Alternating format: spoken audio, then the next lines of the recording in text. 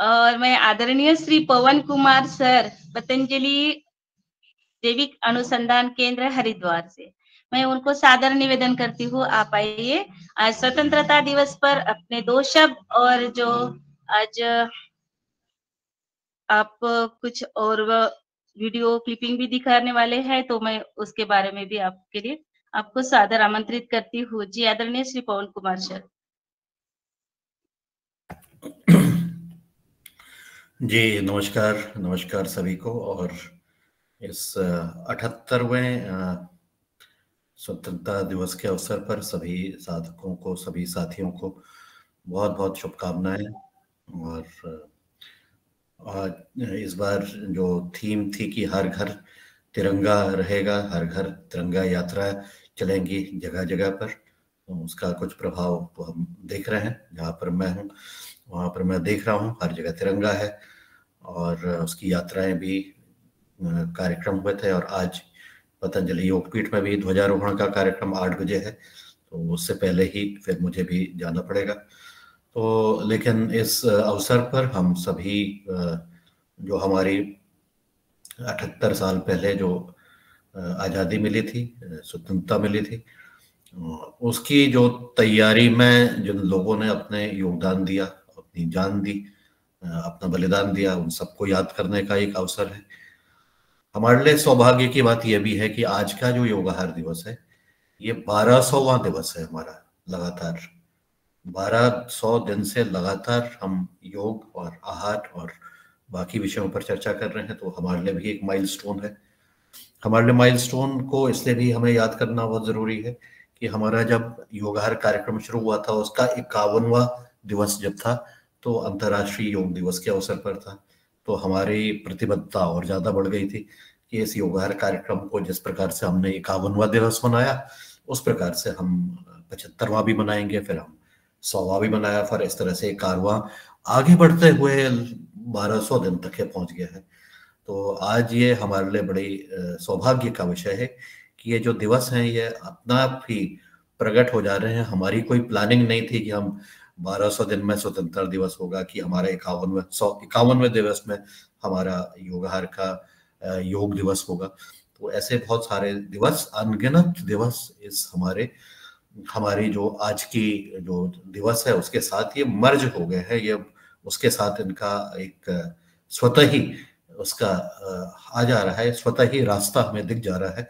तो ये सौभाग्य की बात है, ये हमारे लिए खुशी की बात है। और आज का स्वतंत्रता दिवस के अवसर पर भी हम ऐसे ही अब आगे की जो हमारी यात्रा है, हमारी स्वतंत्रता बनी रहे, हमारी स्वतंत्रता में किसी प्रकार का कोई बाधाएं नहीं आए, उसमें जो है उसके जो अभी हमारे सामने जो चैलेंजेस हैं उसका हम डट के सामना करें, उसकी तैयारी करें और अतीत से हम सीखने का प्रयास करें।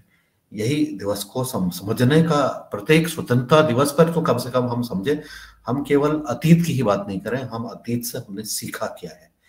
और सीखने की श्रृंखला भी आज हमारे राकेश आर्य जी कई दिनों से इस सीखने की श्रृंखला में हमें सिखाने का प्रयास कर रहे हैं। और हम लगातार इस प्रकार से सीख करके आगे बढ़ते हुए अपनी स्वतंत्रता को न केवल बरकरार रखेंगे, बल्कि इसमें और ज्यादा जो वैल्यू एडिशन हो सकता है, इसमें और ज्यादा हम जो कर सकते हैं, उसके प्रति हमारी क्या प्रतिबद्धताएं होंगी, उसके लिए हमें क्या करना है, अभी तक के हम क्या कर रहे हैं, क्या चीजें हमें आगे करनी है और क्या चीजें छोड़नी है। इन सब चीजों पर हमें, मुझे लगता है कि हमें चिंतन करने की आवश्यकता है। कौन सी चीजें छोड़ना भी उतना ही महत्वपूर्ण है जितना कि उन चीजों को करना जो कि महत्वपूर्ण है, महत्वपूर्ण आने वाले भविष्य के ध्यान से महत्वपूर्ण है। तो क्या हमें करना है और क्या छोड़ना है, दोनों चीजों का ये जब तक के हम कार्य इस प्रकार से चिंतन नहीं करेंगे और एक्शन में परिवर्तित नहीं करेंगे, हमारी स्वतंत्रता आने वाले समय पर उतनी नहीं होगी जितना कि हम अपेक्षा करते हैं, जितना हम आज उत्साह के साथ कर रहे हैं। क्या आने वाली पीढ़ियां भी उसी तरह से अपनी स्वतंत्रता को मना पाएंगी कि नहीं मना पाएंगी, इसके ऊपर भी हमें चिंतन करना है। कुछ हाल की घटनाएं हमें इशारा कर रही हैं कि स्वतंत्रता कैसी होगी और क्या उसमें स्थितियां हो सकती हैं, उसके प्रति हमें इशारा कर रही हैं। उसके लिए हमें सचेत रहना है, उसके लिए हमें कार्य करना है। उसके लिए निरंतर हमें प्रयास करते रहना है। निरंतर जो युवा पीढ़ी है उसको हमें संवेदनशील बनाना है कि वो संवेदनशील बने, नहीं तो आगे उनका भविष्य उनके हाथों से लिखा जाएगा। और उसमें उनके भविष्य को लिखने पर जो हम योगदान कर सकते हैं, अगर हम योगदान नहीं करेंगे तो हम उनके भविष्य के भी प्रति भी खिलवाड़ कर सकते हैं। तो इन सब चीजों को ध्यान में रखते हुए आज का जो चिंतन है, मनन है, उसको हम करें और केवल इस खुशी में ही नहीं झूमे कि हमें स्वतंत्रता मिल गई थी। स्वतंत्रता के लिए लोगों ने बलिदान किया था, तो आज की तारीख में हम क्या बलिदान करने वाले हैं? हम क्या बलिदान कर रहे हैं? क्या हम कोई चीज बलिदान करेंगे? कोई चीज हम छोड़ेंगे? कोई चीज हमें हटानी है अपने जीवन से, अपनी आदतों से, अपने व्यवहार से, जिससे कि हमारी स्वतंत्रता भविष्य में बनी रहे और उसका लाभ हमें चराचर मिलता रहे समय पर। ये स्वतंत्रता हमारी उसकी वैल्यू एडिशन हो सके उस स्वतंत्रता पर, इस पर हम चर्चा भी कर सकते हैं। और आने वाले दिनों पर राकेश जी जब अपनी बातें रखेंगे तो उसके लिए भी मैं अनुरोध करूंगा कि इन विषयों को हम जरूर बातचीत करें। केवल हम अपने पूर्व में जो कार्य किए थे उसी का ही गुणगान नहीं करते हुए कुछ एक्शनेबल चीजों पर भी हम बातें करें। छोटे छोटे कदम हमने उठाने हैं, जैसा हमने पूर्व में भी चर्चा की थी कि हमें छोटे छोटे कदम उठाने हैं। कोई बड़ा सा कार्य एकदम से नहीं कर देना है कि एक बड़ा सा हमने कर दिया एंड उसके बाद फिर हम खुशी से जीते रहे। वी क्या अंग्रेजी में कहते हैं, we live happily thereafter. ऐसा कुछ हैप्पीनेस कभी नहीं हो सकती है, क्योंकि जिस तरह की परिस्थितियां हैं उसमें ऐसा स्थिति कभी नहीं आ सकती कि आपने एक ही चीज में, एक ही झटके में सारी चीजें खत्म कर दी। इसके लिए तो लगातार प्रयास करने की जरूरत है, लगातार परिश्रम करने की जरूरत है और लगातार अपने आप का स्वमूल्यांकन करने की आवश्यकता है। क्योंकि जब तक ये स्वमूल्यांकन नहीं होगा तब तक के हम अपनी बातों को नहीं कह पाएंगे और आगे ये बरकरार नहीं हो पाएगा। लेकिन इस अवसर पर मेरे लिए भी एक विशेष दिवस है और मैं अनुरोध करता हूं कि मुझे 5 मिनट का आप समय दें। मेरे द्वारा भी जैसा राकेश जी ने बहुत सारी पुस्तकें लिखी और उसकी 5 पुस्तकें मुझे भी प्राप्त हुई थी परसों। उसके लिए मैं आपका अभिनंदन करता हूं, आपका आभार व्यक्त करता हूं। मैं उसको पढ़ने लग गया हूं, उसको समझने लग गया हूं। और कल ही मेरे पास एक सज्जन आए थे, उन्होंने संकादिक ऋषि के बारे में चर्चा की कि संकादिक ऋषि तो बारे में कोई बोलता ही नहीं है, बताता ही नहीं है, और उसके बारे में भी फिर मैंने उनसे चर्चा की।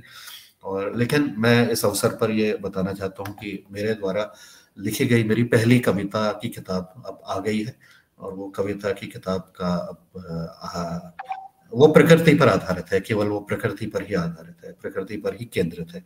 लेकिन उसके साथ ही दूसरा महत्वपूर्ण जो कार्य हुआ है और वह भी स्वतः ही हुआ, यह था कि मेरा पहला गाना भी, मैंने जो गाने का प्रयास किया, जैसा भी गाया, जैसे भी करने का प्रयास किया, आज मैं आप सबको सुनाना चाहूंगा। उसका एक वीडियो भी बन गया, बातों खेल खेल में वीडियो बन गया। मैं आपको वीडियो दिखाऊंगा। कुछ त्रुटि हैं उसको आप क्षमा करिएगा, उस पर ध्यान नहीं दीजिएगा।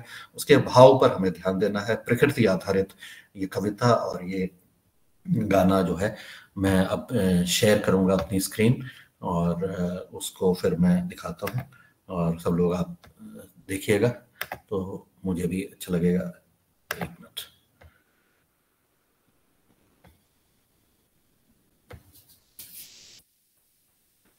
ये जो कविता का प्रथम पृष्ठ है, ये गाने के भी शुरुआती उसका पृष्ठ है और मैं अब गाने को प्ले कर रहा हूँ। आप कृपया उसको सुनिए।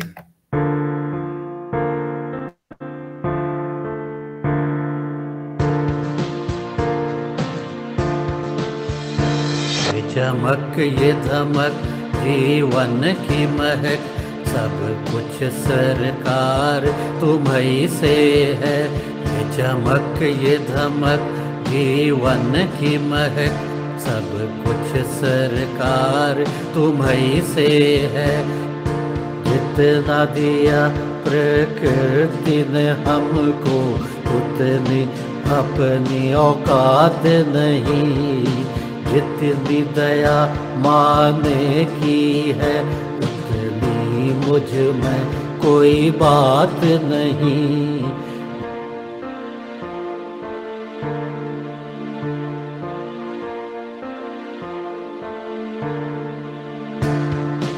मेरे सुख दुख की रखते हो खबर, मेरे सर पर साया तुम्हारा है। मेरी नैया के वनहार हो तुम, मेरा बेड़ा पार तुम्हीं से है। ये चमक ये धमक जीवन की महक, सब कुछ सरकार तुम्हीं से है।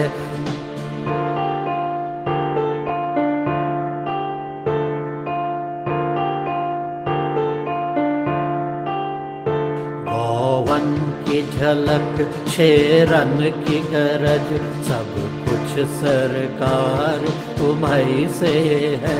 नागन की पुकार चिड़ियन की चहक, सब कुछ सरकार तुम्हीं से है। श्वान की भौकन भौरे की गुंजन, सब कुछ सरकार तुम्हीं से है। चमक ये धमक जीवन की महक, सब कुछ सरकार तुम्हीं से है।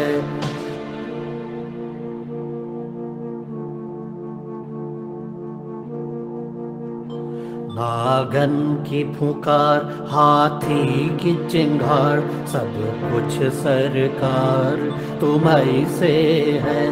मेढक की टटर बानर की चिल्लाक, सब कुछ सरकार तुम्हीं से है।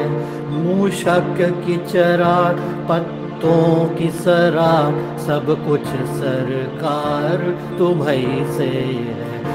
ये चमक ये धमक जीवन की महक, सब कुछ सरकार तुम्हीं से है। मिथिला के पवन बगियन का चमन, सब कुछ सरकार तुम्हीं से है। गिरिवर का विस्तार झरने की बहार, सब कुछ सरकार तुम्हीं से है। सूरज की तपन नीरद की बहन, सब कुछ सरकार तुम्हीं से है।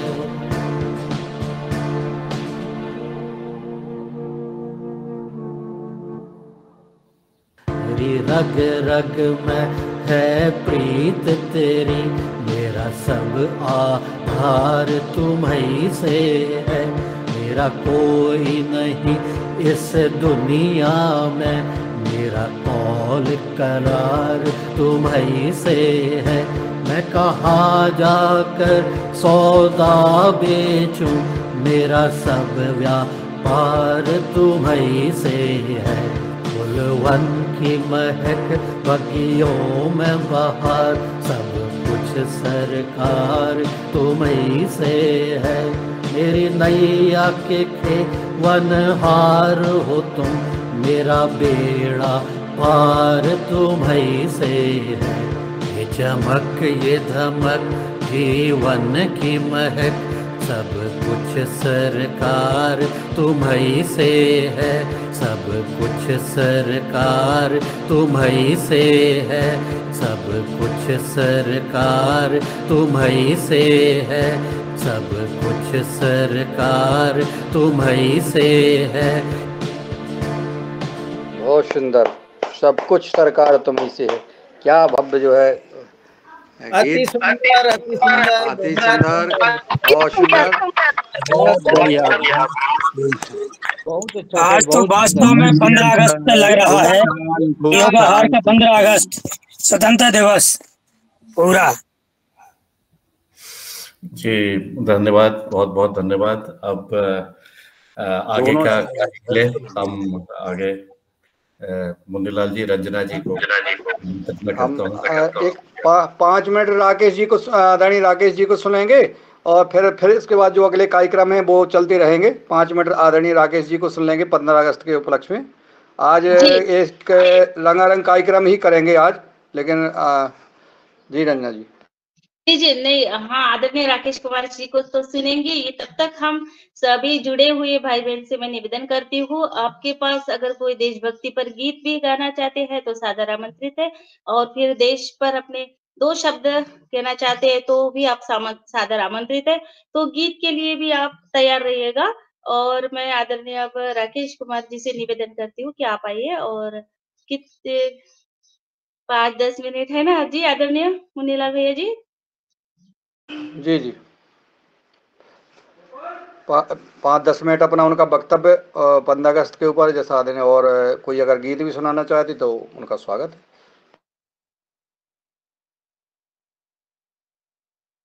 जी आदरणीय राकेश सर जी। जी, सम्मानित सदन के लिए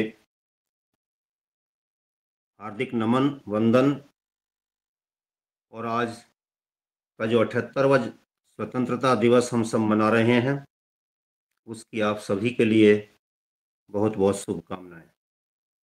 अभी मैं सुन रहा था आदरणीय पवन जी का गीत, सचमुच बहुत सुंदर लगा। उनके लिए भी हृदय से वंदन करता हूं। समय की मर्यादा का ध्यान रखते हुए सीधे विषय पर आ रहा हूं।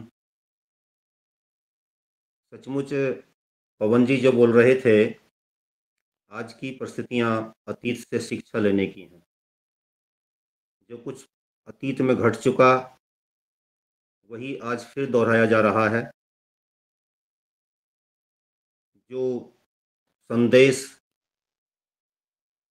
बांग्लादेश से मिल रहे हैं वो बहुत ही दर्दनाक हैं।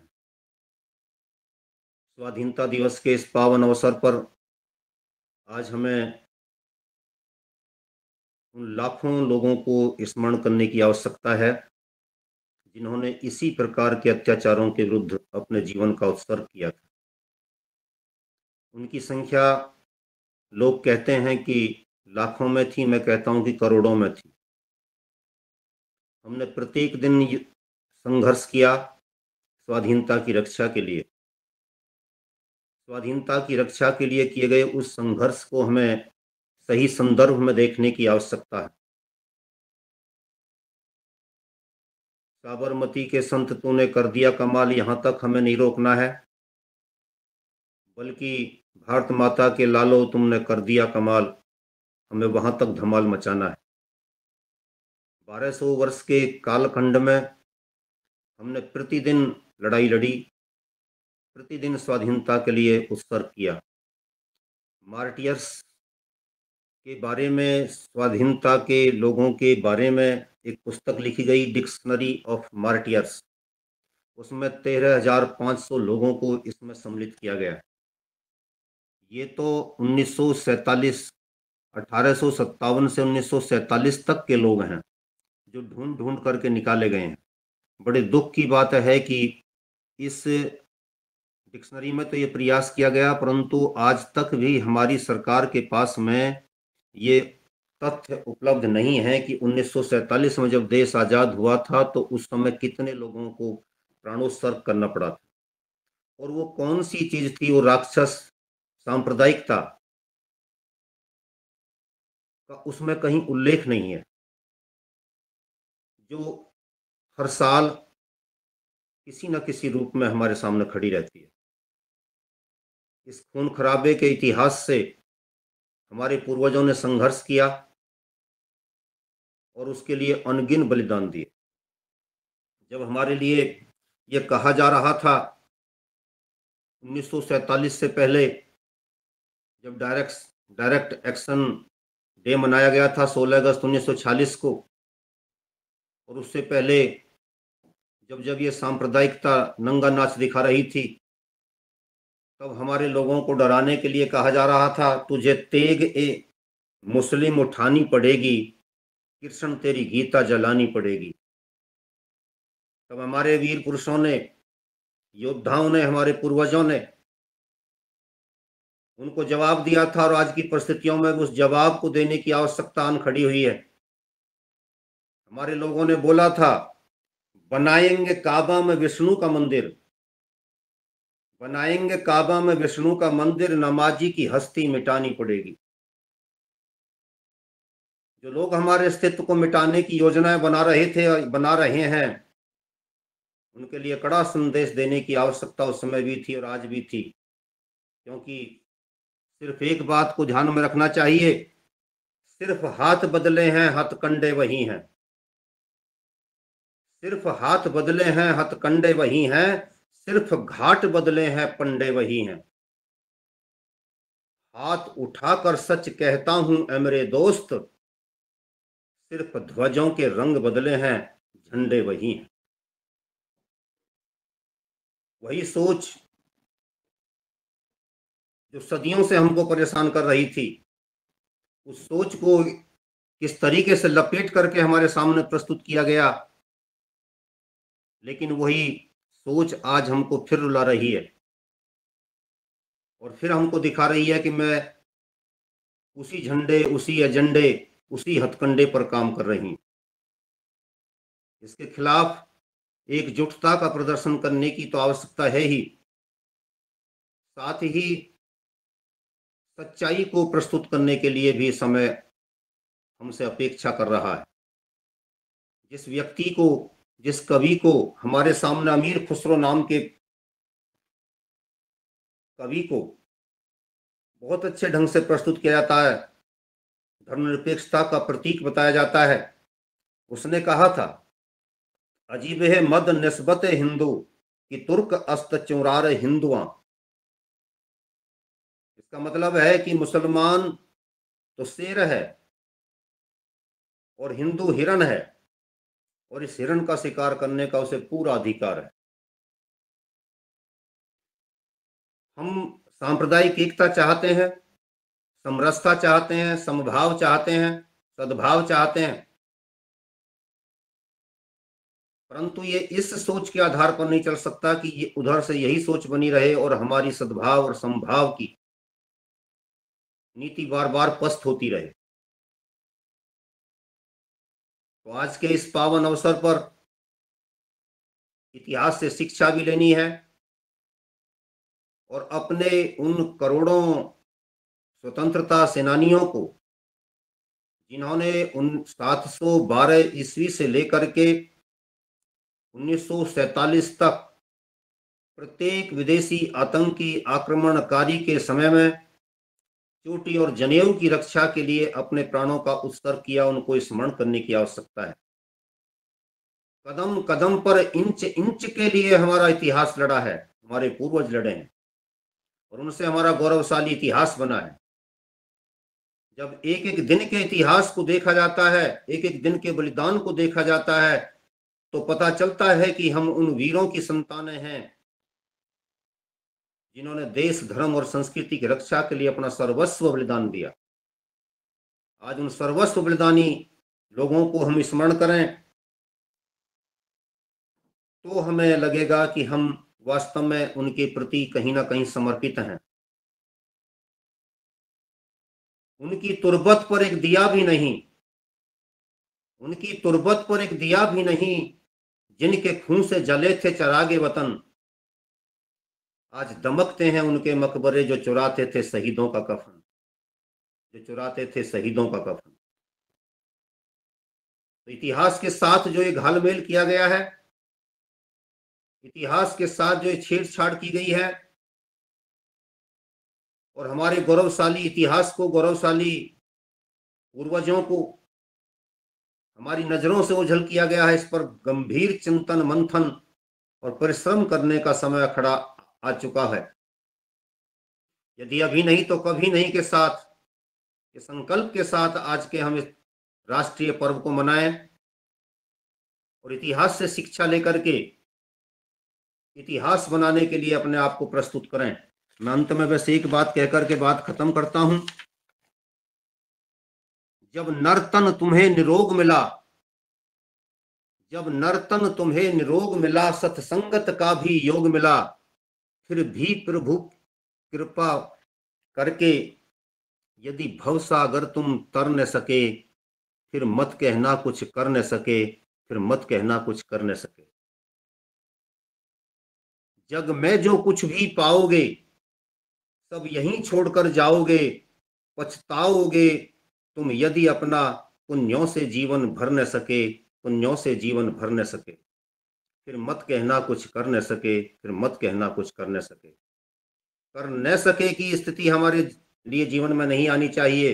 संसार से जाएं तो कुछ करके जाएं, और उससे पहले राष्ट्र जागरण के कार्य में अपने पूर्वजों को विनम्र श्रद्धांजलि देते हुए जुट जाएं, जिससे कि आने वाली पीढ़ियों को ये मालूम रहे कि उस कालखंड में जो लोग काम कर रहे थे वो राष्ट्र के योद्धा थे, राष्ट्र के प्रति समर्पित होकर के कार्य कर रहे थे। समय की मर्यादा का ध्यान रखते हुए आज के इस राष्ट्रीय पर्व की आप सबको पुनः हार्दिक शुभकामनाएं अर्पित करता हूं और अपनी वाणी को विराम देता हूं। ओम शांति।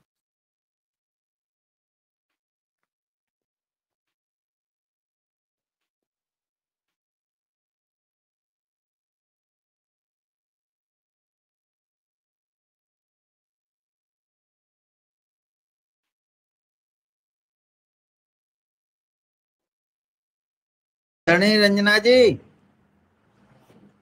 कार्यक्रम आगे बढ़ाएं। आप ही बढ़ा दो दादू। आदरणीय वो है ना उनका हैंडीज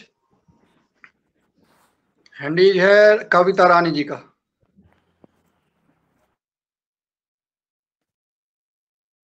आदरणीय रमेश चंद्र मेहरा जी का हैंड राइज है। जी जी आदरणीय मेहरा जी भाई साहब, मैं निवेदन कर रहा हूँ कि आप दोनों जरा सही से करें। कोई कुछ कह रहा, कोई कुछ कह रहा, और पहले दोनों उपस्थित तो रहें। आदरणीय आचार्य जी ने अपना वक्तव्य समापन कर दिया, आप लोग ध्यान नहीं दे रहे हैं, ये थोड़ी सी गड़बड़ी हो रही है। तो मुझे आमंत्रित किया है तो मैं इस स्वतंत्रता दिवस पर हमारे योगाहार को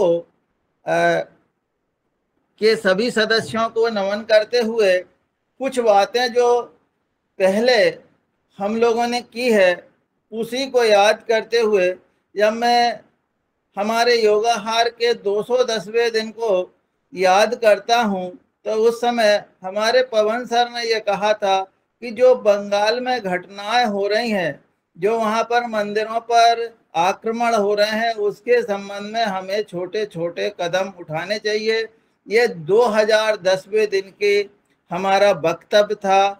और उसके पहले से जो आदरणीय हमारे आर्य जी ने जो बताया है, निश्चित रूप से हमारे पूर्वजों ने बहुत लड़ाइयाँ, इंच इंच की लड़ाइयाँ लड़ी है, और ये हमारा इतिहास हमें बताता है जब हम अपने पुराने इतिहास को देखते हैं। उसी तरह से हमें किस तरह से भरमाया जा रहा है, भरमाया गया है। हम कहाँ किस तरफ, कहाँ तो हमारे गुरुकुलों में जो शिक्षा दी जा रही थी उससे हटाकर हमें मंदिरों पर ले गए हैं। हमें कहाँ कहाँ भटका रहे हैं, ये सोचने की बात है। और क्या हम इनके माध्यम से हम अपनी रक्षा कर सकेंगे, ये सब सोचने की बात है। और हमें कौन भटका रहा है, किस ओर ले जा रहे हैं, इस पे चिंतन करने की आवश्यकता है। बहुत हमारे, अब मैं चूंकि बहुत हमारे जो कथावाचक है, मनीषी है, ये बहुत संगठन तो जोड़ रहे हैं और बहुत लोगों को प्रभावित भी कर रहे हैं, पर वो प्रभाव किधर जा रहा है, क्या कर रहा है, इस पे चिंतन मनन करने की आवश्यकता महसूस की जा रही है। और मैं स्वयं तो ये महसूस करता हूँ कि बिना गुरुकुल के हमारा कोई भविष्य सुनिश्चित नहीं हो सकता है, ऐसा मैं मानता हूँ। जी ओम। सदन को प्रणाम।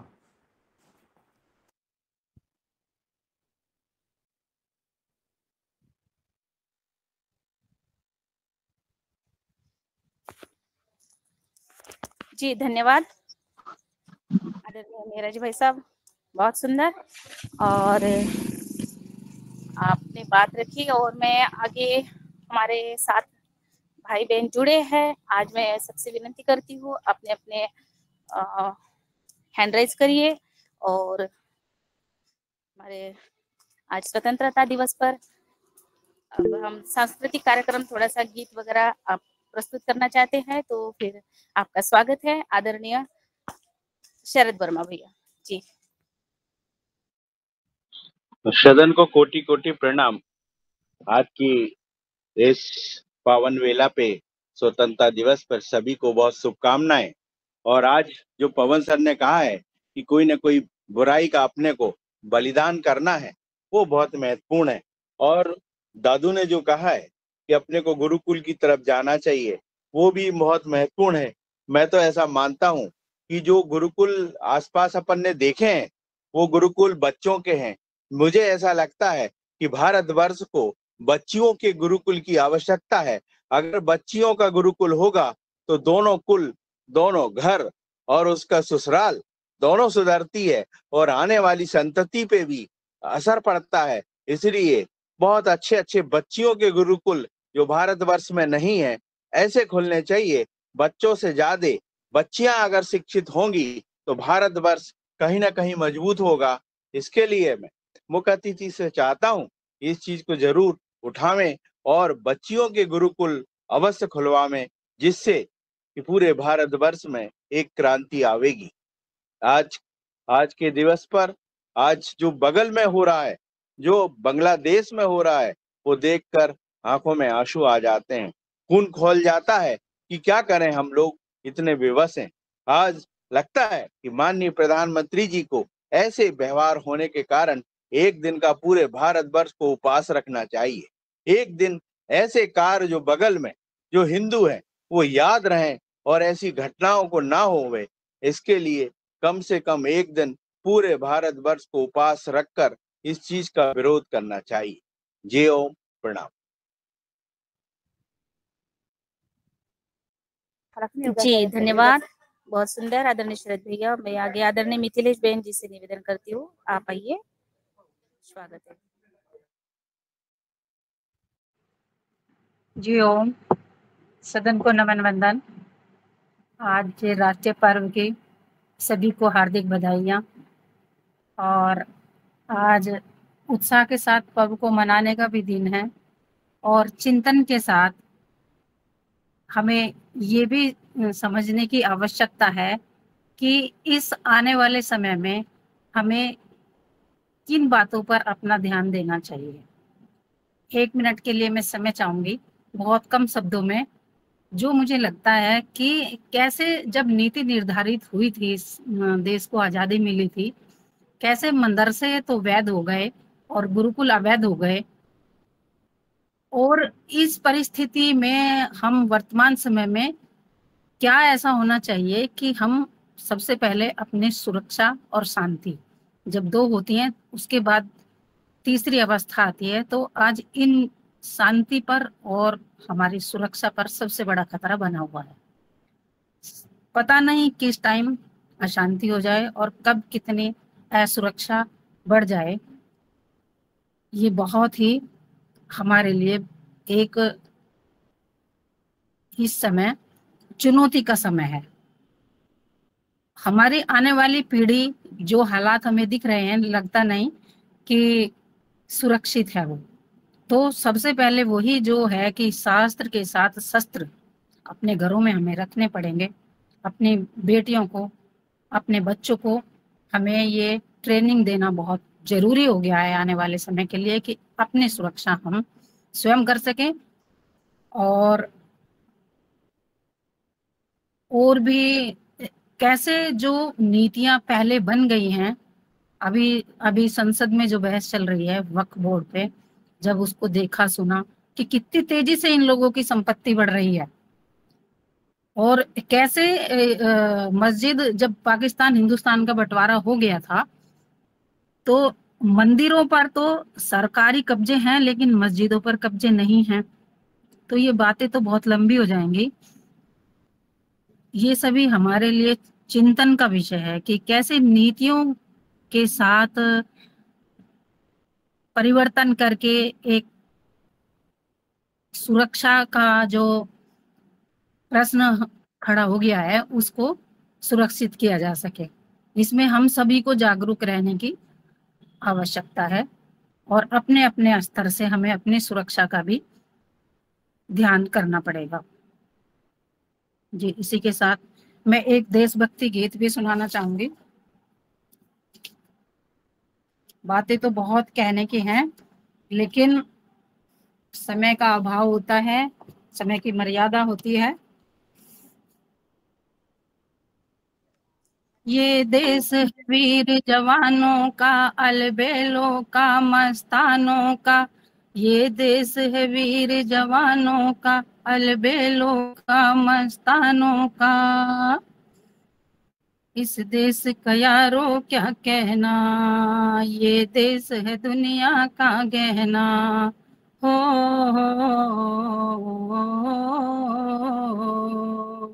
यहाँ चौड़ी छाती वीरों की, यहाँ भोली शक्लें हीरो की। यहाँ गाते हैं रांझे, यहाँ गाते हैं रांझे, मस्ती में झूमे बस्ती में। हो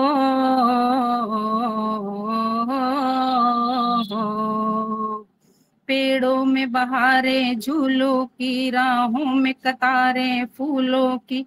यहाँ हंसता है पावन बालों में, यहाँ हंसता है सावन बालों में, खिलती है कलियां गालों में। हो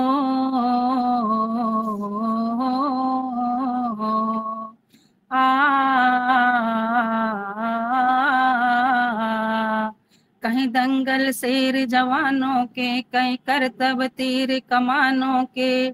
यहाँ नित नित मेले सजते हैं, यहाँ नित नित मेले सजते हैं, नित ढोल और ताशे बजते हैं। हो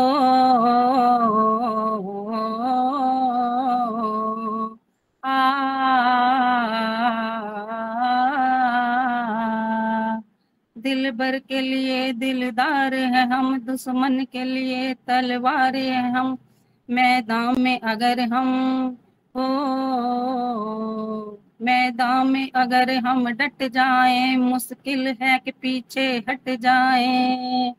हो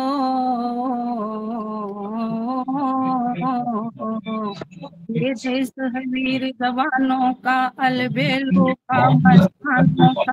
इस देश का यारों का कहना, इस देश है दुनिया का कहना।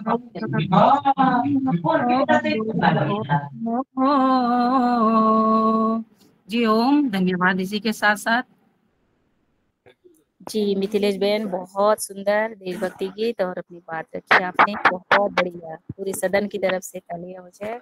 बहुत बढ़िया। और मैं आगे आदरणीय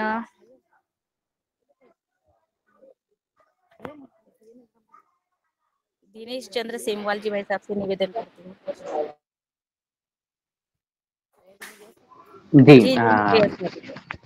जी आदरणीय जी, बहुत बहुत धन्यवाद और बहुत बहुत शुभकामनाएं, पुनः पुनः शुभकामनाएं आप सभी आदरणीय सदस्यों को। और निश्चित ही ये दिवस है हमारी स्वतंत्रता के पर्व को मनाने की, और स्वतंत्रता का पर्व कैसे सदाबहार रहे उसको समझने और समझाने की भी, जैसे कि आदरणीय आप सभी सदस्यों के माध्यम से बातें सामने आ रही हैं। और इस पर्व पर ये चिंतन भी जरूरी है कि हमारी स्व की जो अपना जो तंत्र है, जो अपना तंत्र जो था वो हमारे हाथों में बदले स्वरूप में है। और इसको हम, जैसे आदरणीय मिथिलेश बहन जी ने इस सुंदर गाने के माध्यम से बताया है कि हम इसका पुनः श्रृंगार करें। और आदरणीय डॉक्टर राकेश आर्य सर के माध्यम से बात आई कि हमें क्या करना है। तो इसी क्रम में आदरणीय डॉक्टर किशोर दुबे सर, आपका हैंड लीजिए, आपका स्वागत है। धन्यवाद दिनेश जी।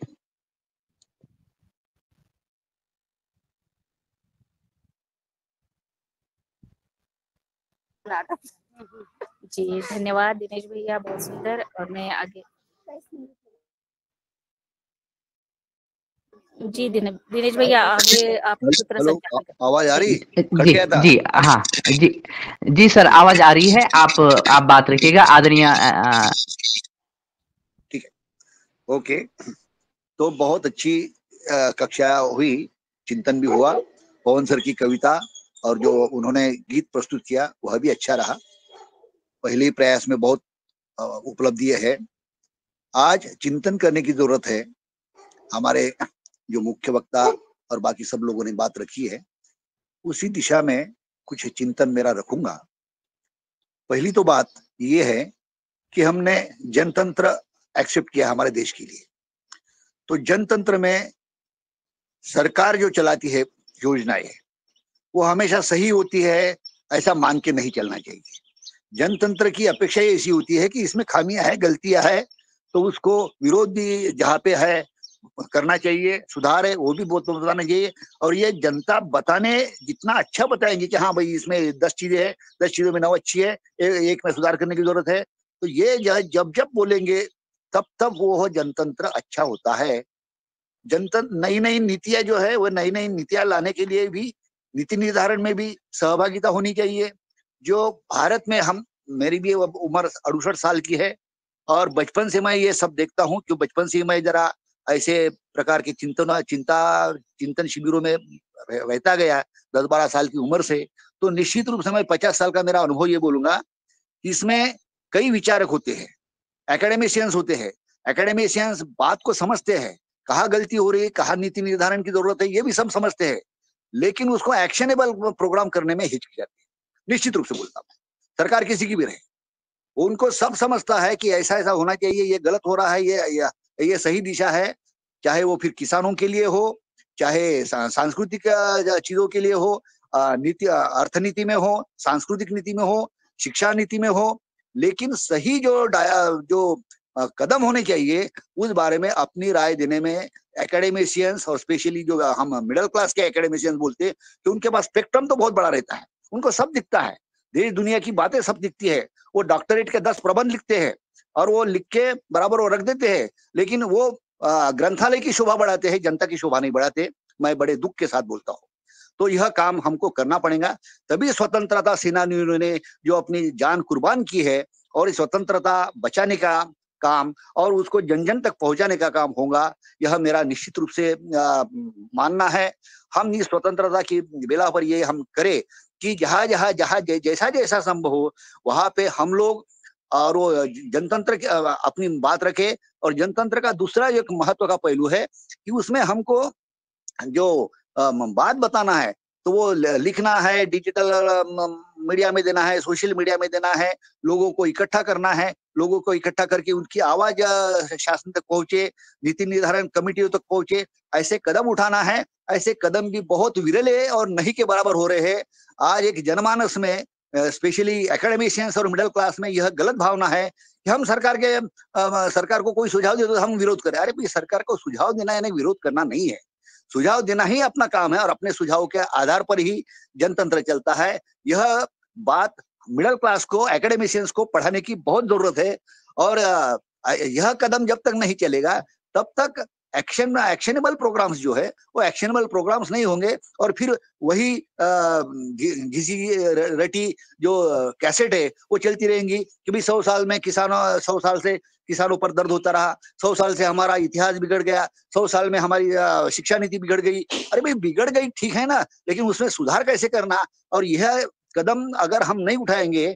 मैं एक बहुत बड़े वैज्ञानिक के साथ में मेरे को 10 दिन काम करने का मौका मिला था। उन्होंने बोला था कि आमतौर पर वैज्ञानिक लोगों में भी ये होता है, बोले कि एक आध रिसर्च पेपर लिखना है तो उसको सुधार, फिर से सुधार, फिर से सुधार, 10 बार सुधार करेंगे और वो लास्ट डेट तक भेजते ही नहीं बोले तो उनका रिसर्च पेपर पब्लिश नहीं होता।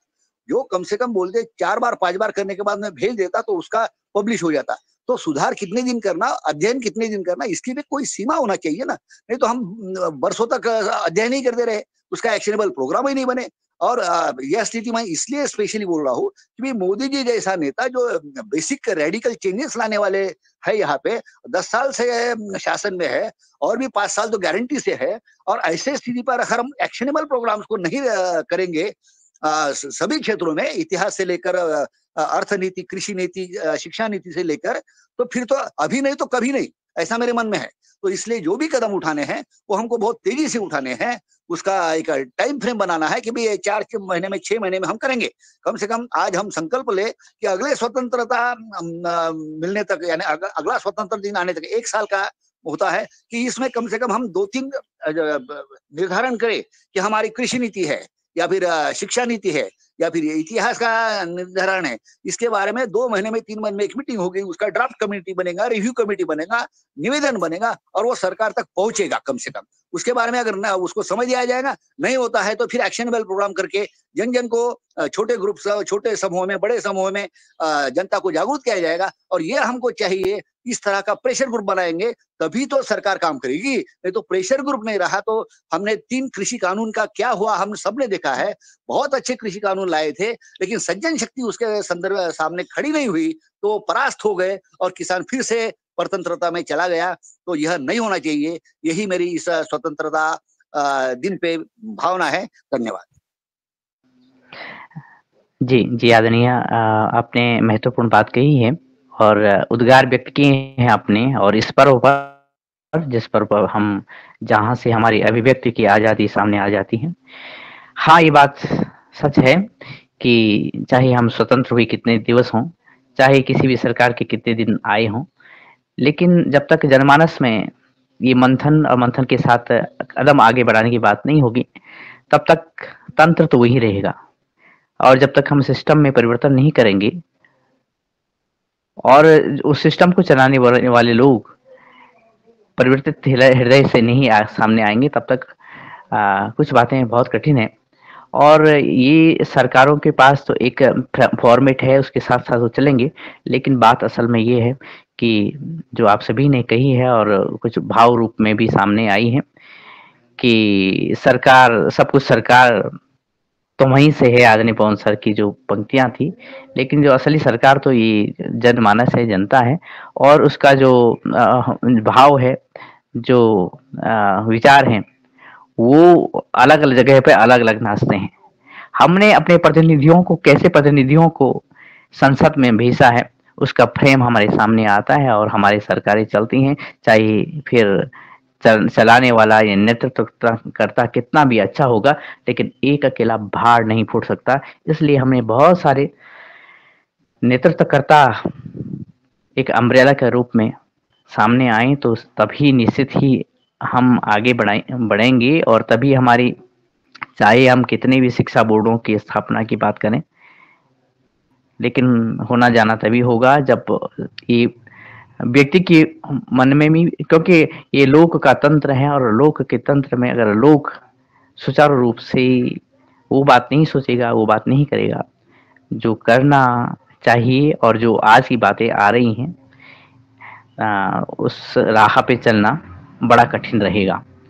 लेकिन देर से ही सही ये बातें हो तो रही हैं और आगे बढ़ेंगी। संभवतः जो ऊर्जा आप सभी दे रहे हैं इसके माध्यम से, और अगर हैंड रेज होते हैं तो मुझे आपको निवेदित करने में सरलता होगी। और इसी क्रम में मैं निवेदन करूंगा कि आदरणीय अजित कुमार सिन्हा जी, आप तक आवाज आ रही हो तो आप अपनी बात रखिएगा।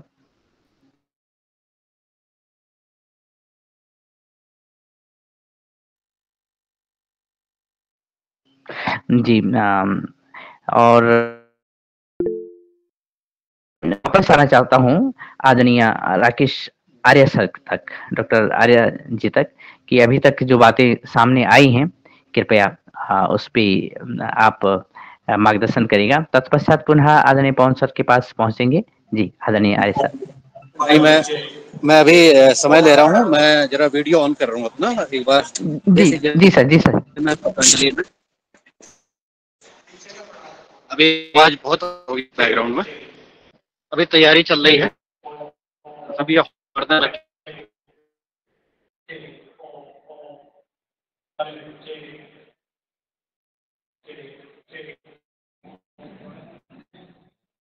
8 बजे कार्यक्रम होगा, तैयारियां चल रही हैं।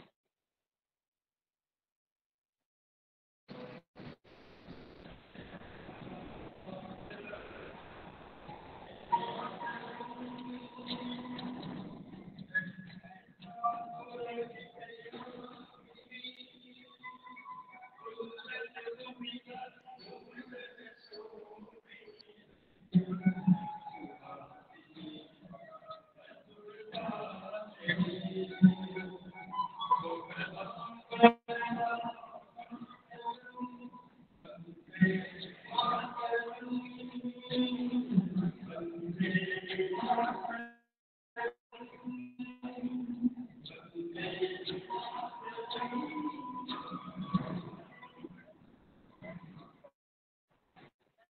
कार्यक्रम जारी जी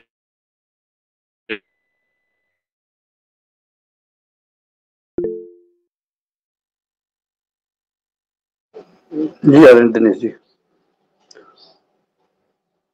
आदरणीय दिनेश जी श्यामबाग जी जी जी जी आदरणीय, जी आदरणीय, ये बहुत ही सुंदर। और इस तरह से हम देश के कोने कोने में स्वतंत्रता पर्व को मनाने की तैयारियां चल रही हैं। उस समय पर जबकि योगाहार कार्यक्रम के आदरणीय सदस्य एक दूसरे को, पूरे देश को शुभकामनाएं दे रहे हैं कि हमारी जो स्वतंत्रता हो उसकी आत्मा एक प्रफुल्लित आत्मा की तरह और उसके जो लोग एक समृद्ध लोगों की तरह कदम आगे बढ़ाएं और देश का निर्माण करें। इन शब्दों के साथ में वापस आदरणीय डॉक्टर आर्य सर के पास पहुंचता हूं। जी, और कि जी सर, आप अपनी टिप्पणी रखिएगा। जी सर, आदरणीय पवन सर। जी सर, जी सर, जी स्वागत है। जय हो। परम पूज्य स्वामी जी को प्रणाम। प्रणाम परम पूज्य स्वामी जी महाराज जी को प्रणाम। स्वामी जी को प्रणाम। राष्ट्रीय पर्व की हार्दिक शुभकामनाएं सभी को। जय हो, जय हो। ये बहुत अच्छा काम करवा दिया आप आदरणीय पवन कुमार जी ने। स्वामी जी के दर्शन करा दिए। परम पूज्य स्वामी जी को कोट कोट प्रणाम करते हैं योगाहार परिवार की ओर से। आज 1200 दिन हो गए हैं, 1200वें दिन आपके दर्शन हुए हैं। आपको कोट कोट प्रणाम।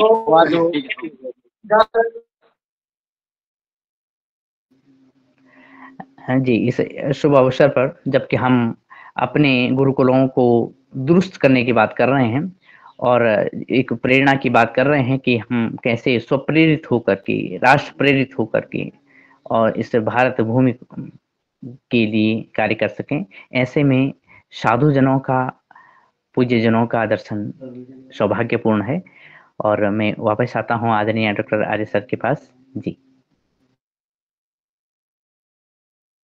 जब तक जी, और जब तक डॉक्टर आर्य सर के पास हम पहुंचते हैं, आदरणीय मुनीलाल जी भाई साहब के पास पहुंचते हैं। कविता रानी का हैंडरिच सुबह से है, तो उनका सुन लीजिए और फिर जी जी जी, तो निश्चित है। हाँ, आपका बहुत बहुत स्वागत है आदरणीय कविता रानी जी, आप अपनी बात रखिएगा। सदन को नमन। हार्दिक शुभकामनाएं इस राष्ट्रीय पर्व पर सभी को। हार्दिक शुभकामनाएं स्वतंत्रता दिवस की। जो भाई बहनों ने बोला अब तक बहुत ही अच्छा बोला है। और मैं ये कहना चाहूंगी कि ये एक दिन का पर्व नहीं है, हमारे दिलों में हर दिन का ये पर्व होना चाहिए, तभी हम अपने आप को, समाज को और देश को आगे बढ़ा सकते हैं। इसी पर जैसे ये एक छोटी सी सिर्फ 2 लाइनें समय सीमा को देखते हुए, ऐ मेरे वतन के लोगों जरा याद करो कुर्बानी, जो शहीद हुए हैं उनकी जरा याद करो कुर्बानी। ऐ मेरे वतन के लोगों जरा आंखों में भर लो पानी, जो शहीद हुए हैं उनकी जरा याद करो कुर्बानी।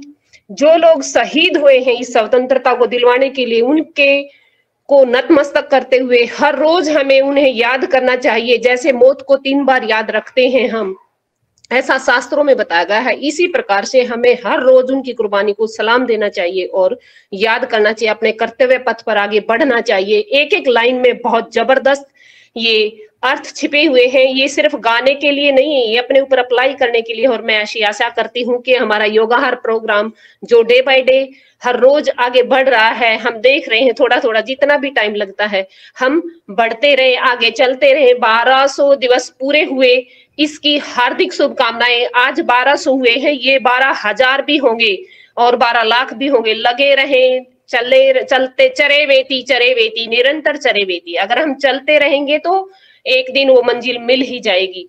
हार्दिक शुभकामनाएं सभी को दोबारा से। धन्यवाद। जी धन्यवाद दीदी जी। और ये सुंदर प्रेरणा गीत आपने गाया है। और निश्चित ही ये जो कुर्बानियां हुई हैं, ये बहुत महंगी कुर्बानियां इस देश के लिए रही हैं।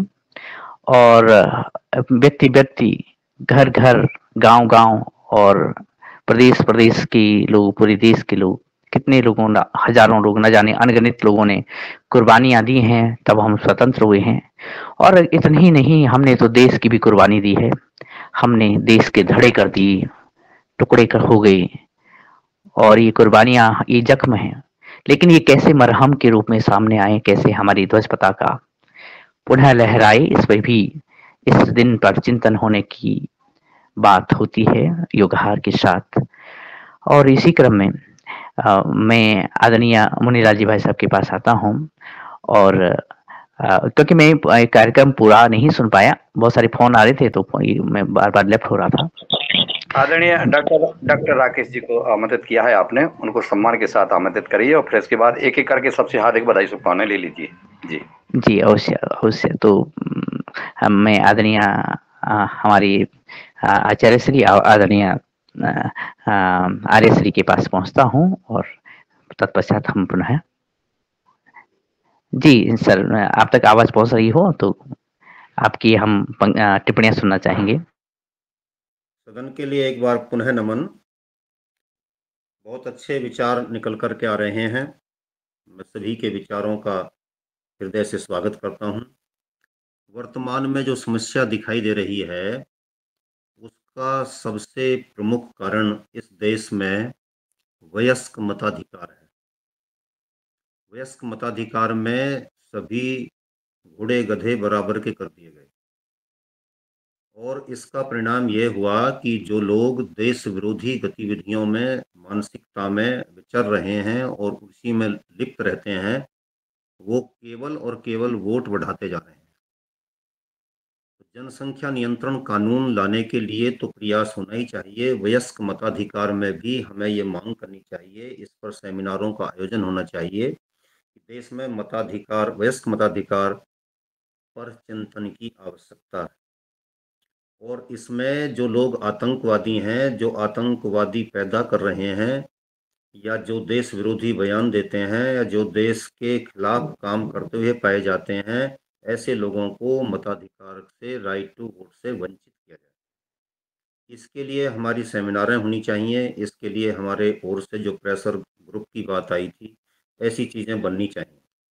विद्वानों की सभाएं, जब अभी कल परसों आपने अखबार में देखा होगा, 57 लोगों ने मोदी सरकार के लिए कुछ लेटर लिखा है, जिसमें बांग्लादेश के लिए उन्होंने चिंता जाहिर करते हुए कुछ मांगे की हैं। तो ऐसे मंथन, चिंतन हमारी ओर से आने चाहिए। जिन लोगों ने देश के बारे में कभी चिंतन नहीं किया, जिनकी मानसिकता बहुत छोटी है, तुच्छ है, मैं कहूँगा जो जानते ही नहीं, जो शाम को 500 रुपये में बिक जाते हैं, एक बोतल में बिक जाते हैं, तो ये एक लोकतंत्र के नाम पर अभिशाप हम कब तक झेलेंगे? जिनको पता नहीं किन लोगों को तुम वोट दे रहे हो, ये कल को जाकर के क्या करेंगे, उनकी वोट भी और आप जैसे चिंतनशील लोगों की वोट भी बराबर रख दी गई। इनमें अंतर होना चाहिए। जो विद्वान लोग हैं, जो देशभक्त लोग हैं, जो देश के बारे में सोचते हैं, चिंतनशील लोग हैं, जिन्होंने क्रिएटिव कुछ काम किया है, जो ऐसी क्रिएटिव गतिविधियों में लगे रहते हैं। अब भारत रत्न भी और देश का गद्दार भी, दोनों वोट डालने जाएंगे, दोनों की बराबर। तो ये समान नागरिक संहिता, जनसंख्या नियंत्रण और देश के भविष्य के दृष्टिगत वयस्क मताधिकार पर पुनरीक्षण, समीक्षण, निरीक्षण, आत्ममंथन करने का समय आ गया है, जिन पर हमें काम करना ही चाहिए। सभी लोगों को समान मताधिकार देना नहीं चाहिए। इस पर हमारी चिंतन बैठक होनी चाहिए। गुरुकुल शिक्षा की बात आ रही है।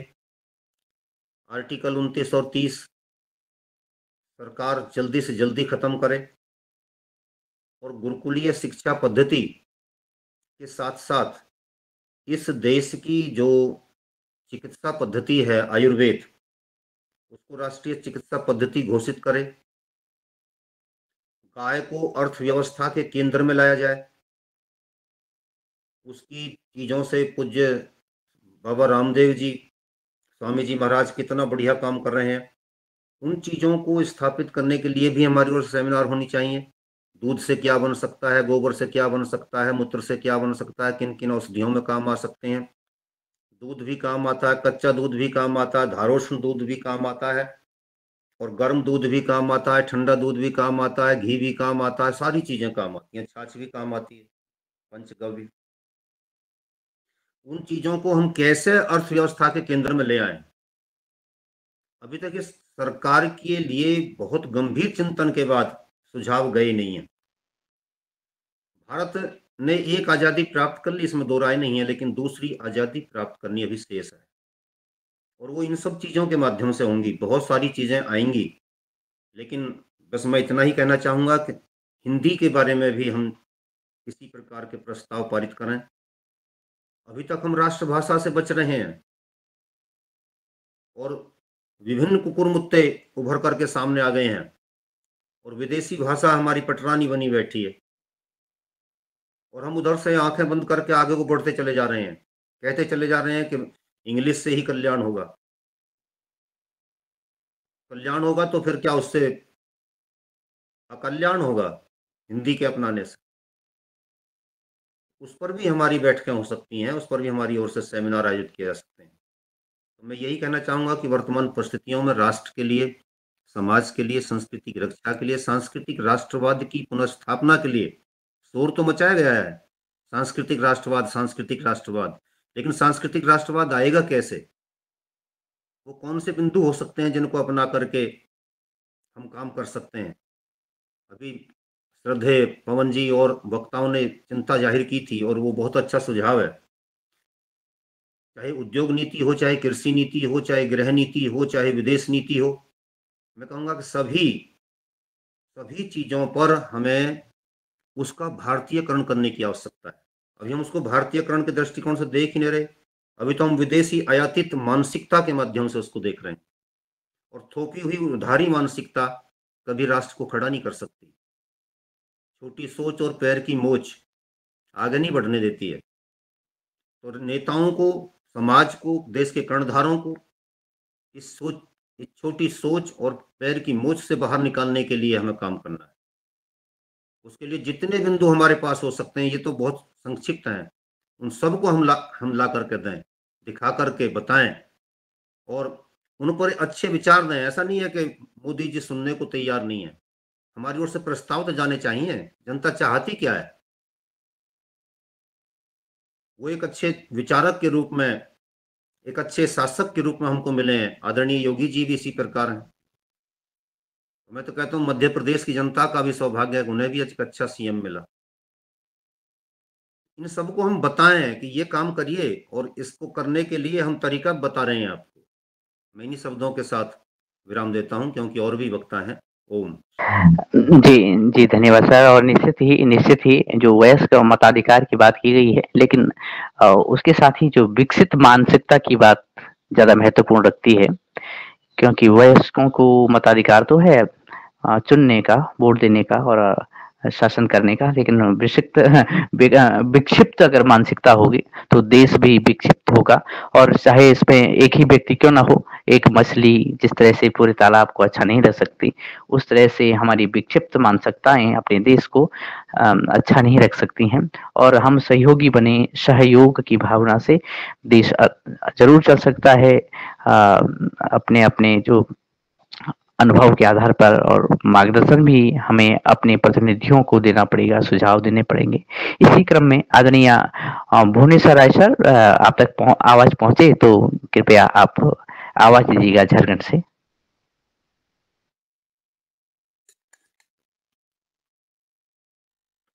और असल में आज दिवस है स्वतंत्रता दिवस, और जी हमारी आवाज पहुंच चुकी है झारखंड। स्वागत है सर। धन्यवाद आदरणीय। आज इस स्वतंत्रता दिवस के शुभ अवसर पर हम सभी लोगों का हार्दिक अभिनंदन करते हैं और बस 2-4 लाइन के माध्यम से मैं अपनी बात को समाप्त करूंगा।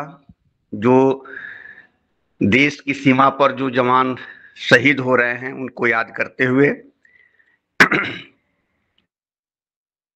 मेरे वतन के लोगों तुम खूब लगा लो नारा, ये शुभ दिन है हम सबका, लहरा लो तिरंगा प्यारा। पर मत भूलो सीमा पर वीरों ने प्राण गंवाए, कुछ याद उन्हें भी कर लो, कुछ याद उन्हें भी कर लो, जो लौट के घर न आए, जो लौट के घर न आए। ये मेरे वतन के लोगों जरा आंख में भर लो पानी, जो शहीद हुए हैं उनकी जरा याद करो कुर्बानी। तुम भूल न जाओ उनको इसलिए यही है कहानी, जो शहीद हुए हैं उनकी जरा याद करो कुर्बानी। जो देश में थी दिवाली वो खेल रहे थे होली, जब हम बैठे थे घरों में, जब हम बैठे थे घरों में, वो झेल रहे थे गोली। संगीन पे धर कर माथा सो गए अमर बलिदानी, जो शहीद हुए हैं उनकी जरा याद करो कुर्बानी। जब घायल हुआ हिमालय खतरे में पड़ी आजादी, जब तक थी सांस लड़े वो, जब तक थी सांस लड़े वो, फिर भी अपनी जान बिछा दी। जो खून गिरा पर्वत पर, जो खून गिरा पर्वत पर, जो शहीद हुए उनकी, जो खून गिरा पर्वत पर वो खून था हिंदुस्तानी, जो शहीद हुए हैं उनकी जय याद करो कुर्बानी। जय हिंद, जय भारत माता की जय। जय हिंद सर। और ये विराट राष्ट्र की समय के साथ हमें इसे स्वयं को स्वतंत्र करने की आवश्यकता आन पड़ी थी और तब आज़ादी शब्द हुआ कि हम आज़ाद हो रहे हैं। लेकिन आज इस पर्व पर जबकि देश आज़ादी मना रहा है, आज़ादी का पर्व मना रहा है, हम अपने ही विचारों से जो कुछ विचार हैं उनसे कैसे आज़ाद हों, ये भी चिंतन और मनन की बात है। वरना वो विचार जो क्रांतिकारी विचार, जो प्रकाशवान विचार पूरे विश्व को प्रकाशित कर रहे हैं, वो किसी भी मकर जाल में नहीं फंसने वाले थे, न फंसने वाले हैं। बस यही ये प्रकाश छा जाए और ये मकर जाल छट जाए, जबकि समय भी इजाजत दे रहा है और आज सभी महानुभाव भी अलग अलग जगह पे व्यस्त होंगे। और अगर मेरी आवाज आदरणीय मुनीलाल सर तक पहुंचे तो कृपया आप आज की वार्ता को संकलन के रूप में अपनी टिप्पणी के साथ समापन कीजिएगा, ऐसी प्रार्थना है। जी धन्यवाद आदरणीय दिनेश श्यामबाल जी। क्योंकि समय 8 बज गया है और सभी कार्यक्रम में हैं आज 15 अगस्त कार्यक्रम में। आदरणीय सर, पापा जी एक कविता सुनाना चाह रहे थे, अगर आप लोगों की इजाजत हो तो। जी जी भाई, बहुत बहुत स्वागत है, बहुत बहुत स्वागत है, स्वागत है जी। सब श्रोताजनों को प्रणाम करता हूँ। जय हिंद। आज 15 अगस्त है, स्वतंत्रता दिवस पे मैंने कविता लिखी थी, तो आप वीडियो खोलना, वीडियो जी हाँ, मैंने स्वयं में लिखी थी इसे और ये प्रकाशित भी हुई है पेपर में। मैं आपको फिर से सुनाता हूँ। अब तो उत्साहित हो जाओ युवक, 15 अगस्त आया तो है, कुछ घंटों के लिए ही सही, मन में उत्साह छाया तो है। छोटे छोटे बच्चे बालक मन में जोश लिए कितना, तुम टुकुर टुकुर निहार रहे, क्या होश नहीं तुमको अपना। बेरोजगारी कोई हार नहीं है, बेरोजगारी कोई हार नहीं है, अपनी ताकत पहचानो तुम, नौकरी ही अपने जीवन की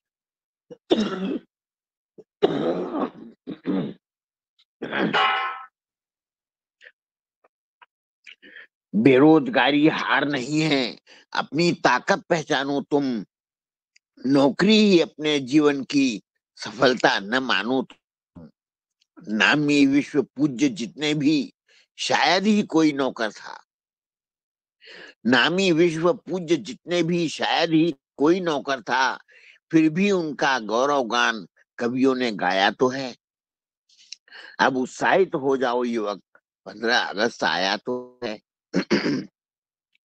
शिव मंगल जी ने करी कामना, दुख कष्टों का करो सामना, उद्घोष वही फिर कर डालो, एक नया अध्याय लिख डालो।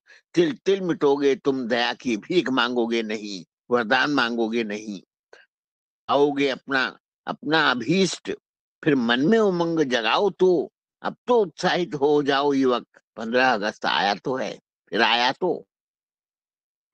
उम्र पड़ी है अभी तुम्हारी, तूफान सहन भी करने होंगे, बाधाएं सब हटा मार्ग की, गड्ढे भी भर देने होंगे, बना मार्ग को सुगम सरल, तुम फिर कदम ताल मिलाओ तो, अब तो उत्साहित हो जाओ, 15 अगस्त फिर आया तो।